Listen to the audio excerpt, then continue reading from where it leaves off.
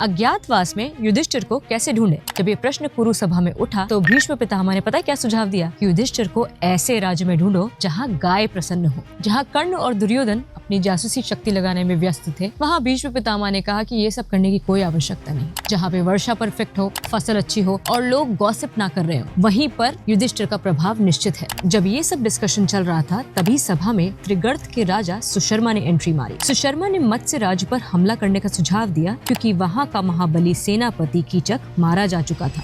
कर्ण को ये अपॉर्चुनिटी बहुत अच्छी लगी, तो फिर कौरवों और त्रिगर्तों ने एक जॉइंट फोर्स बनाई और ऑपरेशन 2 फेजेस में रखा। फेज 1 में पहले सुशर्मा हमला करके गाय चुराएगा और फेज 2 में अगले ही दिन कौरव फिर अपनी सेना लेकर आएंगे और बाकी की गाय चुरा ले जाएंगे। ये एक बहुत ही चालाकी भरी स्ट्रेटेजी थी क्योंकि इसमें सुशर्मा पहले डिस्ट्रैक्शन का काम करेगा जिससे राजा विराट की सेना शहर से दूर चली जाए और फिर कौरव पीछे से आसानी से गाय चुरा सके। पर मजे की बात तो ये है कि इन लोगों को अंदाजा भी नहीं था कि जिस राज्य की गाय ये चुराने जा रहे हैं उसकी गौशाला में स्वयं पांडव बैठे हुए हैं। क्या कौरवों का ये मास्टर प्लान सफल होगा?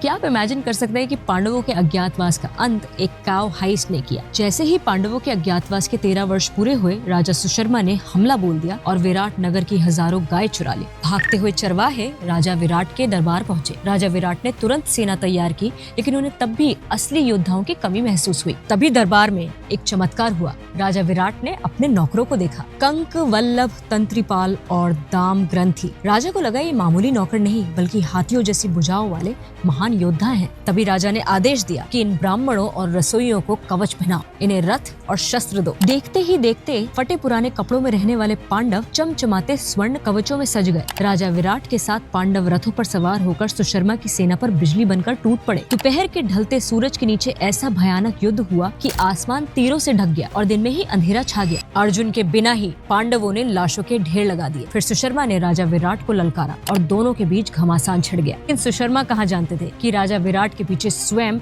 यम के पुत्र खड़े हैं।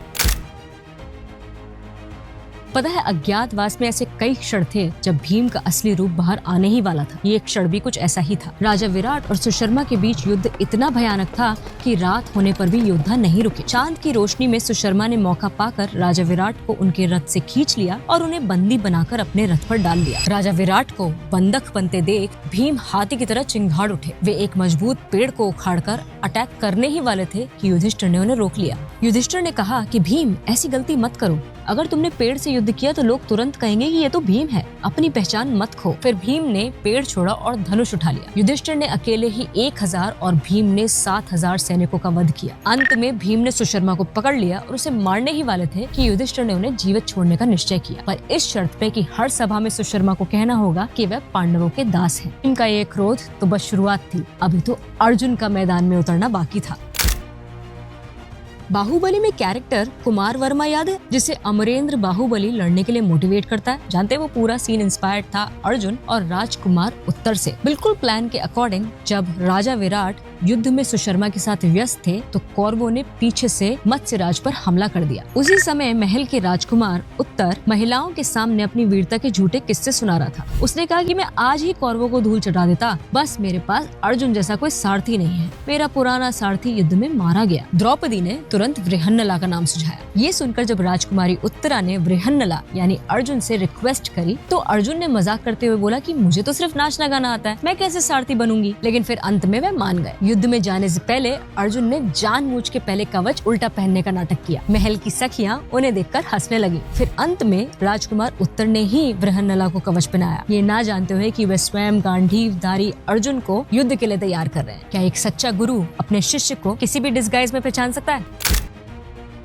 द्रोणाचार्य और अर्जुन का रिश्ता इतना गहरा था कि वृहन्नला के रूप में भी द्रोणाचार्य अर्जुन को पहचान गए। इमेजिनेशन और रियलिटी में कितना बड़ा डिफरेंस है वो मैं बताती हूँ। जब राजकुमार उत्तर और वृहन्नला मैदान में आए और भीष्म, द्रोण, अश्वत्थामा जैसे योद्धाओं को सामने देखा तो राजकुमार उत्तर का आत्मविश्वास एकदम 0 हो गया। उसने चिल्लाकर कहा कि वृहन्नला, रथ रोको, मुझे युद्ध नहीं करना। ये कौरव तो साक्षात यमराज लग रहे हैं। वृहन्नला ने समझाया पर उत्तर नहीं माना। सम्मान और गर्व सब भूलकर वे अपनी जान बचाने के लिए दौड़ा। अब ये सीन जरा इमेजिन कीजिए, अर्जुन रथ से कूदे और उस भागते हुए राजकुमार के पीछे दौड़ लगा दी। अर्जुन की लंबी चोटी और लाल साड़ी हवा में लहरा रही थी। कौरव सेना ये देखकर हंसने लगी कि ये सब क्या हो रहा है, एक महिला राजकुमार के पीछे क्यों भाग रही है। जल्द ही अर्जुन ने राजकुमार उत्तर को पकड़ लिया, लेकिन उत्तर गिड़गिड़ाने लगा कि वृहन्नला प्लीज मुझे छोड़ दो, मुझे घर जाने दो, मैं तुम्हें बहुत से उपहार ला कर दूंगा। अर्जुन ने बस स्माइल किया और घसीटते हुए राजकुमार को रथ पर वापस ले आए और बोले यदि तुम्हें डर लगता है तो कोई बात नहीं, तुम सिर्फ घोड़ों की लगाम संभालो और इन कौरवों से अकेले मैं ही लड़ लूंगी। उधर कौरव सेना में द्रोणाचार्य सब समझ गए। उन्होंने भीष्म से कहा, सावधान, ये राख में छिपी आग है। वह देखो, मछली जैसी आंखों वाला, गदा जैसी भुजाओं वाला योद्धा जिसके ध्वज पर स्वयं हनुमान है, ये कोई और नहीं साक्षात गांडीवधारी अर्जुन है। ये सुनकर दुर्योधन तो बड़ा खुश हो गया कि यदि अर्जुन मिल गया तो उनका अज्ञातवास एकदम फेल हो जाएगा। लेकिन उसे क्या पता था कि अब वह उस अर्जुन से डील कर रहा है जिसने युद्ध में स्वयं महादेव को प्रसन्न किया था। तो क्या लगता है, अकेले अर्जुन कौरव सेना को हरा पाएंगे? क्या केवल शौर्य से दुश्मन को हरा सकते हैं? नहीं, एक योद्धा को चाहिए होते हैं उसके वेपन्स। जो पल आएगा वो है महाभारत का असली गन्स आउट वाला पल। कौरवों पर पलटवार करने से पहले अर्जुन राजकुमार उत्तर को लेकर रहस्यमय शमी पेड़ के पास पहुंचे। अर्जुन ने आदेश दिया कि ऊपर चढ़ो और धनुष उतारो, क्योंकि तुम्हारे ये साधारण धनुष मेरा बल झेलते ही टूट जाएंगे। उत्तर कांपते हुए बोला कि नहीं वृहन्नला, मैंने सुना है यहाँ लाशें बंदी हैं, मैं राजकुमार होकर उन्हें कैसे छू सकता हूँ। तो अर्जुन मुस्कुराए और बोले कि डरो मत, वहाँ लाशें नहीं पांडवों का भविष्य छुपा है। जैसे ही उत्तर ने उन पोटलियों को खोला, पूरा जंगल ग्रहों की तरह जगमगा उठा। उत्तर की आंखें वो वेपन्स देखकर फटी की फटी रह गई। पांडवों के महाविनाशी धनुष और तलवारों के बीच गांडीव भी था। वह महाधनुष जिसे महादेव ने 1000 साल धारण किया था, अकेला लाखों की सेना खत्म करने के लिए काफी था। राजकुमार उत्तर को शौक में देखकर अर्जुन ने उसे समझाया कि ये सब अस्त्र शस्त्र पांडवों के हैं, पर प्रश्न ये है कि पांडवों के अस्त्र वृहन्नला के पास कैसे? जानते हैं अर्जुन के कौन से नाम बड़े पॉपुलर हैं और क्यों? राजकुमार उत्तर ने वो दिव्य अस्त्र देखकर अर्जुन से पूछा कि ये हथियार तो पांडवों के हैं, पर पांडव कहाँ हैं? वृहन्नला मुस्कुराई और बोली कि मैं ही अर्जुन हूँ। लेकिन उत्तर को विश्वास नहीं हुआ। उसने बोला कि मैं तब तक नहीं मानूंगा जब तक तुम मुझे अर्जुन के वो 10 नाम नहीं बता देते जो मैंने एक्चुअली सुने हैं। तब अर्जुन ने एक एक करके अपने नाम और उनके रहस्य बताए। धनंजय, क्योंकि मैंने विश्व के सभी देशों को जीतकर अपार संपत्ति इकट्ठा की थी। विजय, क्योंकि मैं कभी युद्ध हारकर वापस नहीं लौटा। श्वेत वाहन, क्योंकि मेरे रथ में हमेशा सोने के कवच वाले सफेद घोड़े जुते होते हैं। फाल्गुन, क्योंकि मेरा जन्म उत्तरा फाल्गुनी नक्षत्र में हुआ था। किरीटन, क्योंकि इंद्र ने युद्ध के समय मेरे सर पे सूर्य जैसा चमकता हुआ मुकुट रखा था। विभत्सु, क्योंकि मैंने युद्ध के मैदान में कोई घिनौना या अधर्म का काम नहीं किया। सव्यसाची, क्योंकि मैं अपने दोनों हाथों से बराबर सटीकता के साथ गांडीव चला सकता हूँ। अर्जुन, क्योंकि मेरा रंग विश्व में दुर्लभ है और मेरे कर्म हमेशा निष्कलंक रहे हैं। जिष्णु, क्योंकि मैं अपराजय हूँ और शत्रुओं का दमन करने वाला हूँ। कृष्ण, क्योंकि अर्जुन के सांवले रंग और उनकी पवित्रता के कारण उनके पिता उन्हें प्यार से कृष्ण बुलाते थे। नाम सुनते ही राजकुमार उत्तर अर्जुन के पैरों में गिर पड़ा कि हे महाबली, अज्ञानतावश मैंने आपसे जो भी कोई अपशब्द कहे हो उसके लिए मुझे क्षमा करें। अर्जुन ने उत्तर को अपने गले लगाया और उसका सारा डर खत्म हो गया।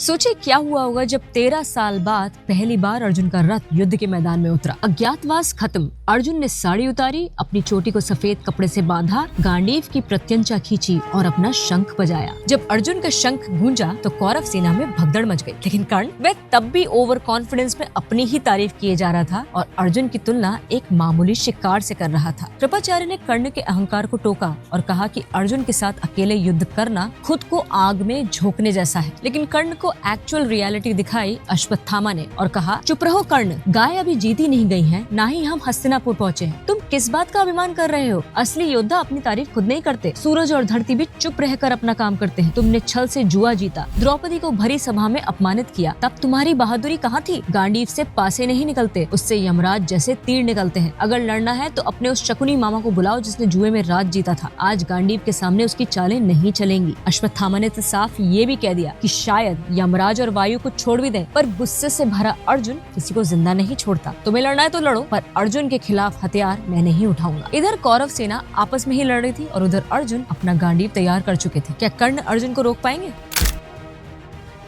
क्या अर्जुन ने अज्ञातवास खत्म होने से पहले ही खुद को उजागर कर दिया था? दुर्योधन का तो यही दावा था, पर भीष्म पितामह ने उसे समझाया कि 13 वर्ष में पांडवों ने एक्चुअली 5 महीने और 12 दिन अधिक बिताए हैं, तो इसलिए उन्होंने अज्ञातवास की शर्त पूरी की है। पर दुर्योधन फिर भी नहीं माना। उसने कहा कि चाहे कुछ भी हो जाए, मैं अपना राज्य नहीं दूंगा, तुम लोग युद्ध की तैयारी करो। तो ये सुनकर भीष्म पितामह ने सेना को इस प्रकार बांटा जिससे दुर्योधन सेफ रहे। जैसे ही अर्जुन का रथ पास आया, द्रोणाचार्य के चरणों में अचानक 2 तीर आकर गिरे और 2 उनके कानों को छूते हुए निकल गए। द्रोण मुस्कुराए और बोले कि पांडु पुत्र अर्जुन मुझे प्रणाम कर रहा है और मेरे कानों में धीरे से अपना कुशल मंगल बता रहा है। 13 वर्ष बाद अपने प्रिय शिष्य को युद्ध में देखकर द्रोणाचार्य की आंखें चमक गई। अर्जुन ने उत्तर से कहा कि भीष्म, द्रोण और कर्ण को अभी छोड़ो, उस डरपोक दुर्योधन का पीछा करो जो गाय लेकर दक्षिण की ओर भाग रहा है। जब जड़ कटेगी तो पेड़ अपने आप गिर जाएगा। अर्जुन ने बाणों की ऐसी बौछार की कि आसमान ढक गया। उनके शंख और कपिध्वज की भयंकर गर्जना से कौरव सेना सुध-बुध खो बैठी और डर के मारे हजारों गाय अपने आप वापस मुड़ गई और पूरी कौरव सेना भ्रमित हो गई। क्या अर्जुन आज ही युद्ध खत्म कर देंगे?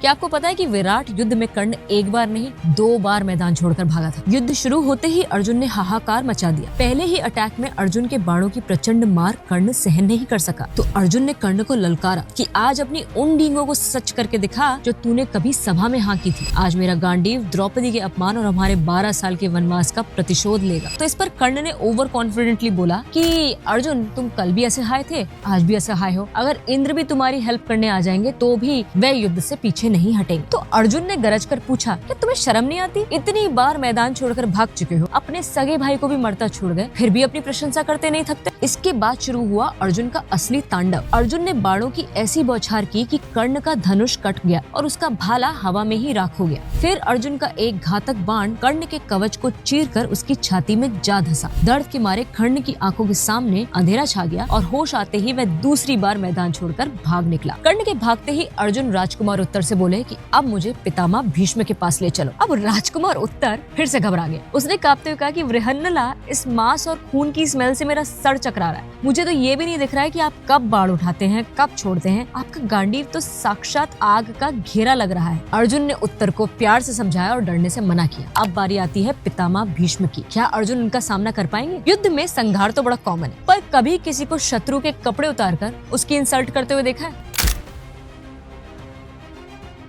जब अर्जुन ने अकेले ही कर्ण को हरा दिया, भीष्म पितामह को घायल कर दिया और दुर्योधन को भगा दिया, तो फिर सब लोगों ने एक साथ अटैक करने का प्लान बनाया। तब अर्जुन ने प्रयोग किया सम्मोहन अस्त्र का और पूरी सेना को जड़ कर दिया और उत्तर को आदेश दिया कि ये सब बेहोश हैं, जाओ इनके वस्त्र उतार लाओ, पर भीष्म से दूर रहना क्योंकि उन पर ही सम्मोहन अस्त्र काम नहीं करता। होश में आने पर कौरव अपनी अवस्था देखकर हैरान रह गए। दुर्योधन ने पितामह भीष्म पे आरोप लगाया कि कैसे अर्जुन ये सब करके निकल भागा। तब भीष्म पितामह ने दुर्योधन को एक रियलिटी चेक दिया कि जब तुम निहत्थे पड़े थे तब तुम्हारी वीरता कहाँ थी? वो तो अर्जुन की महानता है कि केवल तुम्हारे कपड़े उतारे और तुम्हें जीवित छोड़ दिया है। हार मानकर लौटते हुए कौरवों पर प्रहार करने की बजाय अर्जुन ने बाणों से भीष्म और द्रोण के चरण स्पर्श किए और एक तीर से दुर्योधन का मुकुट तोड़कर उसका घमंड चूर कर दिया। और जिन सैनिकों ने डर के मारे सरेंडर कर दिया, अर्जुन ने उन्हें अभय दान देकर छोड़ दिया। वापस लौटते हुए अर्जुन ने उत्तर से वचन लिया कि नगर में कहना कि ये युद्ध तुमने जीता है और गांडीव को फिर से शमी वृक्ष पर छिपा दिया। तो विराट नगर में शोर मच गया कि राजकुमार उत्तर ने अकेले ही कौरवों को खदेड़ दिया है,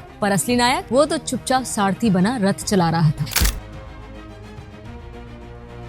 क्या आप जानते हैं अर्जुन की एक गुप्त प्रतिज्ञा थी कि अगर युद्ध के बाहर किसी ने भी युधिष्ठिर का रक्त बहाया तो वह जीवित नहीं बचेगा। जब राजा विराट को पता चला कि राजकुमार उत्तर कौरवों से लड़ने गए हैं तो वह डर से कांप उठे। तब युधिष्ठिर ने मुस्कुराकर उन्हें सांत्वना दी कि महाराज, जिसके रथ पर वृहन्नला है उसे साक्षात देवता भी नहीं हरा सकते। तभी महल में खबर आई कि राजकुमार उत्तर ने अकेले ही कौरवों को धूल चटा दिया। खुशी में पागल हुए राजा विराट युधिष्ठिर के साथ जुआ खेलने बैठे। जहाँ राजा विराट बार बार अपने पुत्र की वीरता के गीत गा रहे थे, वहीं बार बार युधिष्ठिर सारा क्रेडिट वृहन्नला को दे रहे थे। क्रोध में अंधे होकर विराट ने पासा खींचकर युधिष्ठिर के चेहरे पर दे मारा कि एक नपुंसक की तुलना मेरे वीर पुत्र से करते हो। युधिष्ठिर की नाक से लहू बहने लगा। तभी द्वारपाल ने सूचना दी कि अर्जुन और उत्तर महल के द्वार पे हैं। तो युधिष्ठिर ने तुरंत द्वारपाल को चुपके से आदेश दिया कि सिर्फ उत्तर को अंदर भेजो, वृहन्नला को नहीं। अर्जुन ने मुझे लहू लुहान देख लिया तो वह इसी क्षण राजा विराट और उसकी पूरी सेना का संहार कर देगा। अंदर पहुंचकर जब उत्तर ने युधिष्ठिर को लहू लुहान देखा तो उसके तो होश ही उड़ गए। वह चिल्लाया कि पिताजी, ये आपने क्या कर दिया? ये जीत मेरी नहीं बल्कि उस वीर की है जिसने अकेले भीष्म, द्रोण जैसे महारथियों को हराया। राजा विराट सन्न रह गए क्योंकि अभी भी वे उस सच से अनजान थे जो उनके सिंहासन को हिलाने वाला था। क्या पांडव अपने असली रूप में आएंगे? क्या एक गुरु और शिष्य में विवाह हो सकता है? अज्ञातवास समाप्त होने पर जब पांडव अपने असली रूप में राजा विराट के सामने आए तो राजा विराट उनके चरणों में गिर गए और अपने व्यवहार के लिए क्षमा मांगी। अपने रिश्ते को स्ट्रॉन्ग बनाने के लिए जब राजा विराट ने अपनी पुत्री उत्तरा का हाथ अर्जुन को सौंपा तो अर्जुन ने मना कर दिया कि राजन, मैं 1 वर्ष तक आपके अंतःपुर की स्त्रियों के बीच में रहा हूँ। उत्तरा ने मुझ पर विश्वास किया है, हम साथ रहे, साथ गायन और नृत्य का अभ्यास किया, लेकिन मेरी दृष्टि में वह सदैव मेरी पुत्री के समान रही। यदि आज मैं उसे पत्नी के रूप में स्वीकार करूं, तो संसार हमारी पवित्रता पर प्रश्न उठाएगा। इंस्टेड उन्होंने उत्तरा का हाथ अपने पुत्र अभिमन्यु के लिए मांगा और कहा कि एक पुत्र और पुत्र वधू में कोई अंतर नहीं होता। एक सच्चा शिक्षक अपनी शिष्या के लिए उसका सबसे बड़ा प्रोटेक्टर होता है। अर्जुन के इस निर्णय ने उत्तरा के सम्मान को न केवल हिमालय जैसी ऊंचाई दी, बल्कि ये भी सिद्ध किया कि अधिकार से बड़ा कर्तव्य होता है और स्वार्थ से बड़ी मर्यादा। और इसी के साथ मत्स्य देश और पांडवों का वह अटूट गठबंधन शुरू हुआ, जिसने आगे चलकर धर्म युद्ध की दिशा बदल दी।